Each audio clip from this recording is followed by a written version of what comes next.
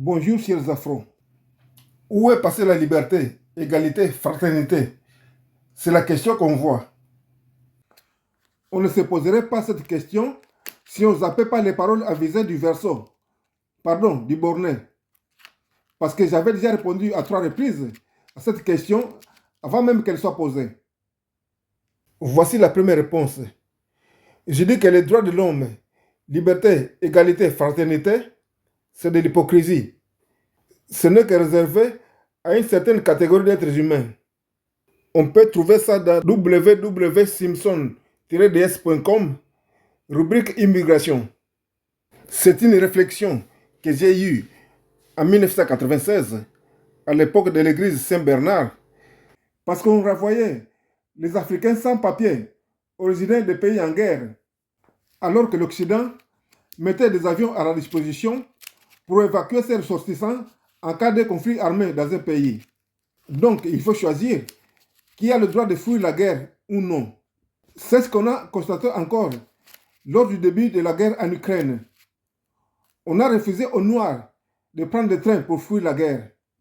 Et c'est encore toujours d'actualité parce qu'on accueille les réfugiés ukrainiens à bras ouverts et avec tout le confort possible, alors que le droit au séjour n'est pas automatique pour quelqu'un qui vient de la République démocratique du Congo, et pourtant un pays en guerre comme l'Ukraine. C'est donc évident que liberté, égalité, droits de l'homme, ce n'est que pour quelques privilégiés. Je ne comprends donc pas comment le noir n'est toujours pas conscient de ça. Comme on voit également ici, je dis que la vie des noirs est en option. C'est aux noirs de se battre pour faire en sorte que les gens voient un être humain en voyant un noir. Parce qu'actuellement, un outil de travail, un robot autonome, voilà tout ce qu'un noir représente aux yeux des autres. C'était ma réponse lors du mouvement Black Lives Matter. Voici encore. Les droits de l'homme, ce sont les droits de Sapiens. Ce n'est pas les droits de l'homme blanc, et les droits de l'homme noir ou les droits de l'homme arabe. Ce sont les droits de l'être humain. Voici ma réponse. Oui, bien sûr, ce sont les droits de l'être humain. Mais sauf que quand on dit être humain, le noir n'en fait pas partie.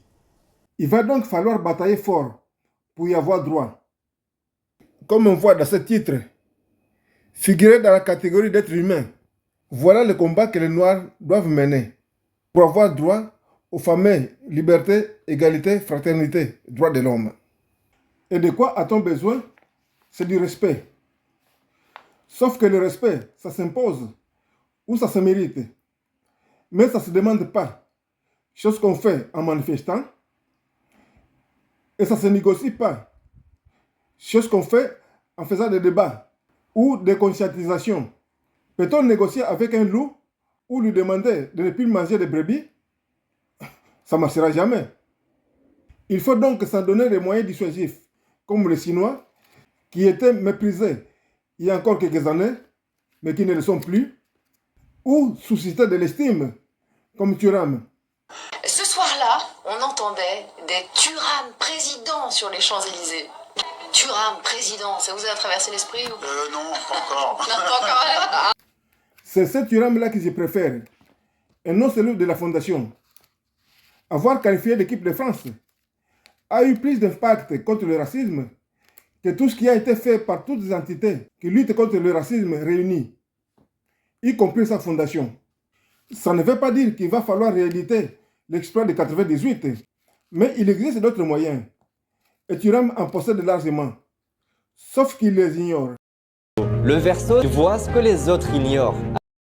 C'est pour cela que je dis que ceux qui ont les moyens doivent travailler ensemble avec ceux qui ont le savoir. Comme quand il a qualifié l'équipe de France en quart, il ne savait pas qu'il allait avoir cet effet-là. Et comme je l'ai dit, il possède encore d'autres atouts qui pourraient avoir le même effet. Mais il ne le sait pas. En plus, lui-même, il demande aux autres de le faire, alors qu'il en a largement les moyens. Le noir doit donc se valoriser pour avoir droit au précieux sésame. Mais ce n'est pas en manifestant, ni en faisant des débats ou des conscientisations, et surtout pas en disant ça. Sans nous, vos parents là que vous mettez dans les maisons de retraite, qui va s'en occuper? Bien sûr, l'argent n'a pas d'odeur, mais il n'y a pas de quoi être fier de faire ce genre de boulot. En tant que noir, je suis fier d'avoir fait la Coupe du monde de football à la France. Je suis fier de faire connaître au monde entier que la France est une grande nation de judo partenaire, mais je ne crierai pas haut et fort de travailler dans les maisons de retraite. Je ne veux plus entendre les Noirs tenir de tels propos. C'est l'inverse pour les gens qui cherchent à s'émanciper. Il va falloir donc s'appliquer, se battre pour mériter le respect. Parce que dire « laissez-nous tranquilles », ça ne marchera pas.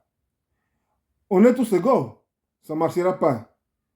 On a tous le même sang, ça ne marchera pas.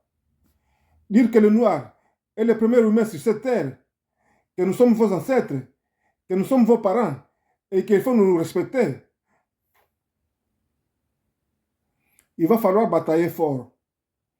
Sans quoi, on sera toujours traité comme des sous-hommes. Merci.